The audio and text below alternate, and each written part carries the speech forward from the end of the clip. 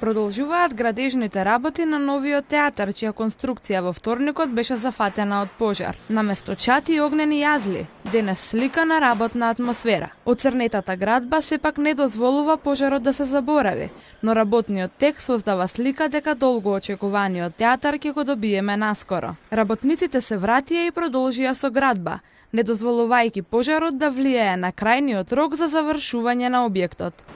Искра настаната при ракување со инструмент за изведување на градежни работи е причината за пожарот кој пред 2 дена дивееше на овој објект во изградба. Од Министерството за внатрешни работи велат дека вештачењето и проценката на настанатата штета допрва следуваат.